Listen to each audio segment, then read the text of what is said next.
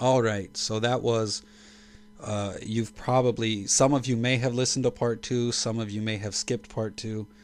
If you listened to part two, you got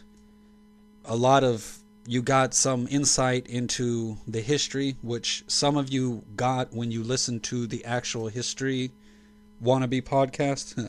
I'll just call them podcasts from now, but or the sound file, whatever. But again, that thing doesn't have a lot of views on it, which is fine. I don't care if it has views, but I just realized that it has very few views. So I think a lot of people just didn't hear it or missed it or something. So part two, I reiterated it a bunch, and then I talked about a concept. We didn't really get back into the text much, but we set it up. So now now is part three. We're going to dive right into the text now. So the next line. Now I'm using Anthony Cummins and Yoshie's translation. Now I don't exactly agree with the wording and some of it. Mm-hmm. However, first off, Anthony and Yoshie did a great job at acquiring the text and translating the text. They did an excellent job at making a book. Right? This book will actually come out. And of course, there's more in the book than this, but my point is I'm using Anthony's translation basically out of respect and tipping my hat to him and Yoshie, because even though I disagree with some of the wording here, I cannot disagree with the effort and the diligence that they worked with in order to produce this translation. So I might disagree with some of it, but I respect it. And because I respect it, I'm going to use it. And I will verbally add any corrections that I feel are necessary. But I want everyone to know I'm not correcting it because I'm trying to insult it or don't respect it. I'm just changing. I'll quote unquote offer my opinion. I shouldn't even say correct. I will offer my opinion of what the translation I feel it feels, what it feels more to say, but I will use their translation out of respect.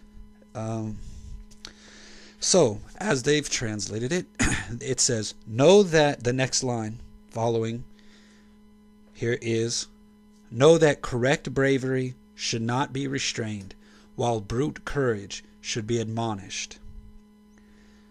This means that a little cowardice and caution should be applied and used as a medicine for ease.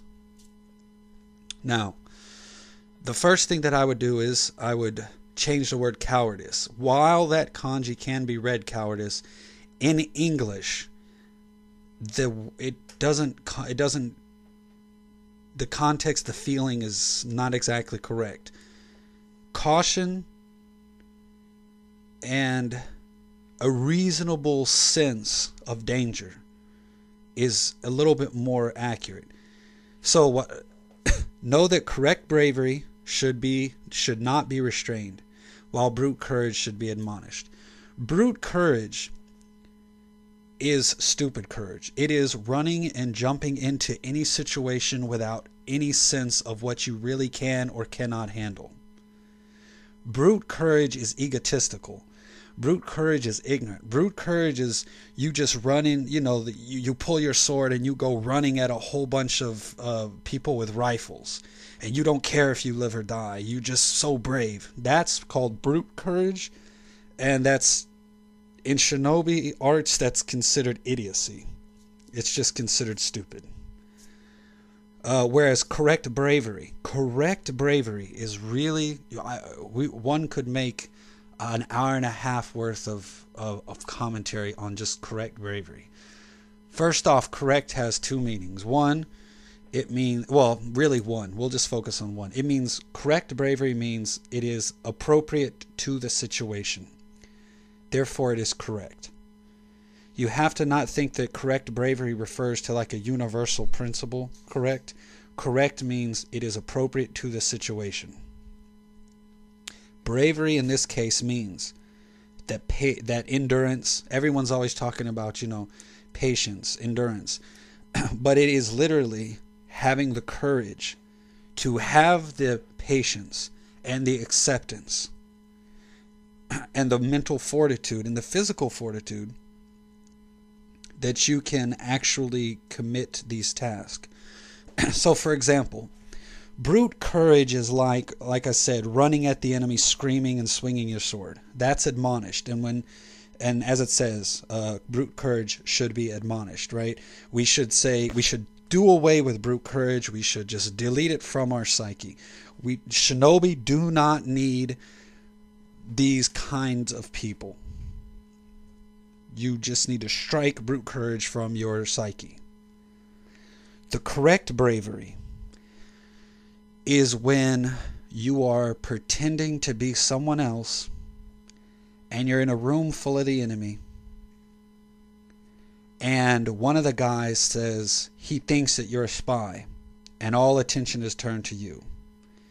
The ability to remain calm and not break character, and to cleverly come up with some way to make sure that you being a spy doesn't become a reality in that moment. And that way that you hold your mind calm and clear and relaxed and firm and steadfast. And not only do you remain calm, but it's not just remaining calm. You remain calm and collected, but you also have a great intellect that functions during that time. So first, you have to remain calm, collected. If you start sweating or twitching or your speech starts breaking, that's, the physical aspect. But beyond the physical aspect of just simply remaining calm, you have to also be creative. Your creativity cannot cease. Simply remaining calm is not enough. You have to remain calm and cool and stable, but you also have to function intellectually at a high level in a high stress situation. That is correct bravery. For a shinobi, that is the appropriate definition of bravery, is to be able to function calm and intellectually. In other words, relaxed with a clever mind under the most stressful situations.